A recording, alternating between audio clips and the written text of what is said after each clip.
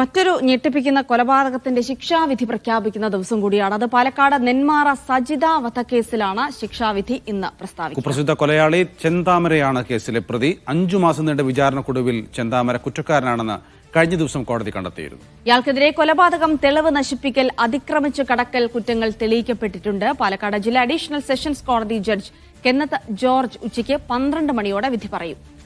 വിധി കേൾക്കാൻ സജിതയുടെ മക്കൾ കോടതിയിൽ എത്തുമെന്നാണ് വിവരം.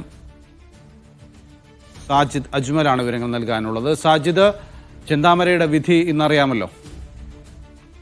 നൗഫൽ, ജിൽസി, ഈ വലിയ ഞെട്ടലുണ്ടാക്കിയ ഒരു കൊലപാതകവും അതിന്റെ തുടർച്ചയായി അതേ കുടുംബത്തിലെ 2 പേരെ കൂടി കൊന്ന കൊടും കുറ്റവാളിയാണ് ചെന്താമര.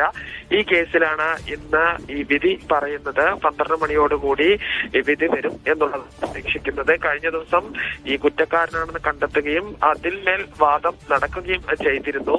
2019 അയൽവാസിയായ സജിതയെ ചെന്താമര അതിക്രൂരമായി കൊലപ്പെടുത്തുന്നത്.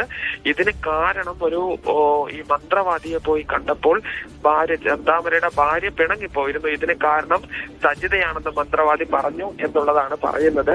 തുടർന്ന് സജിതയെ കൊലപ്പെടുത്തി. അതിന് ശേഷം അദ്ദേഹം ജാമ്യത്തിൽ ഇറങ്ങിയ സമയത്ത് ഈ സജിതയുടെ ഭർത്താവ് സുധാകരനെയും ലക്ഷ്മിയെയും കൊലപ്പെടുത്തിയിരുന്നു. ഇതിന് കാരണം ഇവരായിരുന്നു. സജിതയെ കൊലപ്പെടുത്തുന്ന കേസിലെ പ്രധാന സാക്ഷികൾ, ഈ പല സാക്ഷികളും ഇപ്പോൾ നാട് വിട്ടൊരു സാഹചര്യം കൂടിയാണ് ഉള്ളത്. കാരണം ഇതിൽ ഈ തനിക്കെതിരെ മൊഴി പറഞ്ഞ എല്ലാവരെയും കൊലപ്പെടുത്തും, തനിക്ക് വധശിക്ഷ തന്നെ നൽകണം തുടങ്ങിയ കാര്യങ്ങൾ ചെന്താമര പറഞ്ഞിരുന്നു. എന്തായാലും ഈ കേരളം കാത്തിരിക്കുന്ന ഒരു വിധിയാണ് ഇന്ന് ഉച്ചയ്ക്ക് 12 മണിയോടുകൂടി വരിക. നൗഫൽ, ജിൽസി.